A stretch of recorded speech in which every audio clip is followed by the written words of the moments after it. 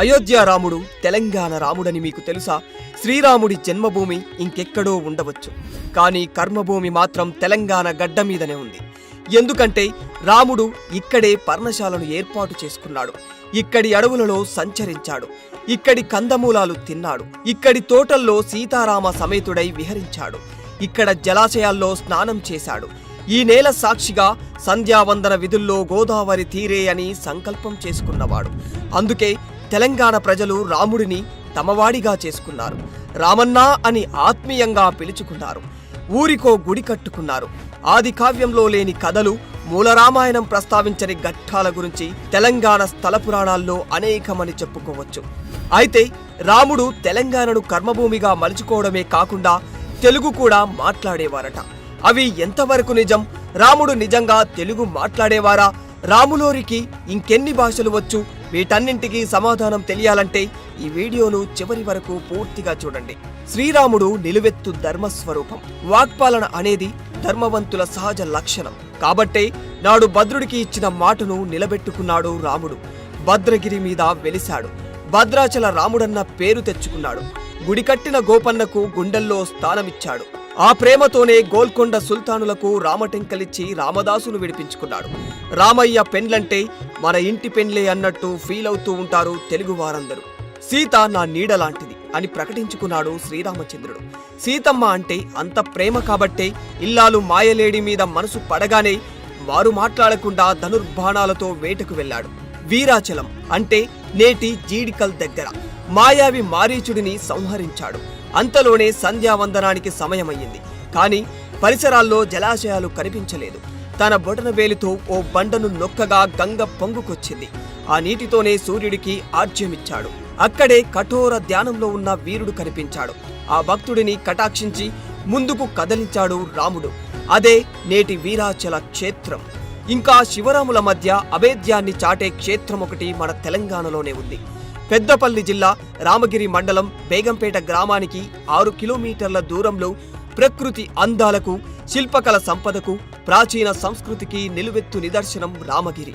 ఈ రామగిరి కిల్లా ప్రాంతంలో వనవాస సమయంలో సీతారామ లక్ష్మణులు సంచరించినట్లు, శ్రీరాముడు ఓ గుహలో శివలింగాన్ని ప్రతిష్ఠించినట్లు స్థల పురాణం చెబుతోంది. క్రీస్తు శకం 5వ శతాబ్దంలో మహాకవి కాళిదాసు తన మేఘ సందేశం కావ్యంలో సీతాస్నాన పుణ్యోదకేశు రామగిరి అని రాశారు. కాళిదాసు పేర్కొన్న రామగిరి ఇదేనని స్థానికుల విశ్వాసం.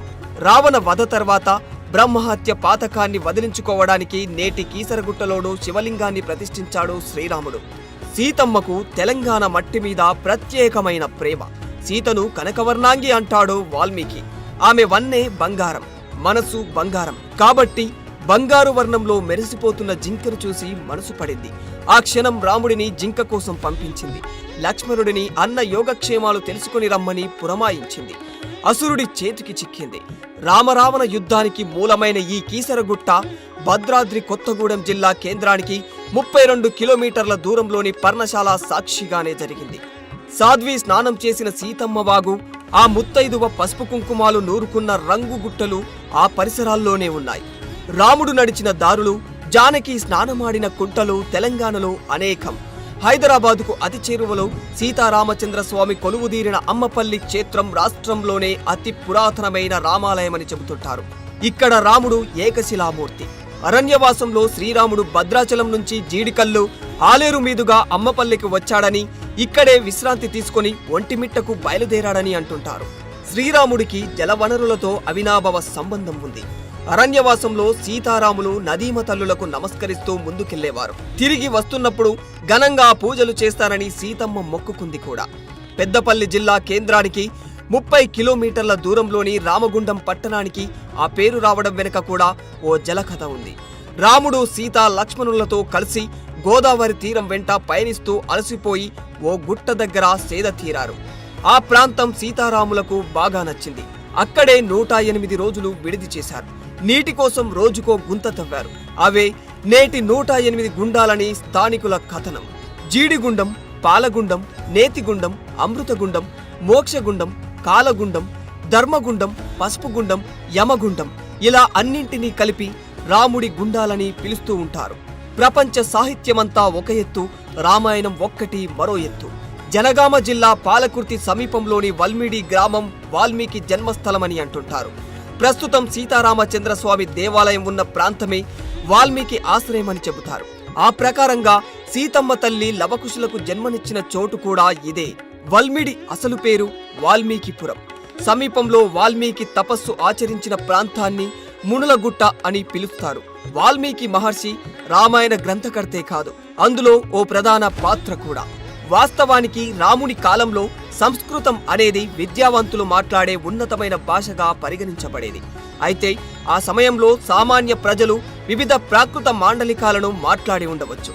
ఈ ప్రాకృతాలు సంస్కృతం నుంచి తీసుకోబడిన స్థానిక భాషలు.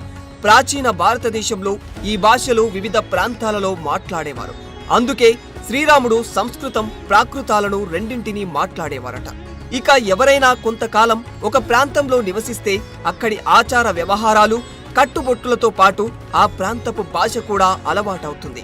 తెలంగాణతో ఇంతటి అవినాభావ సంబంధం కలిగి ఉన్న శ్రీరాముడు తెలుగు నేర్చుకునే ఉంటాడు.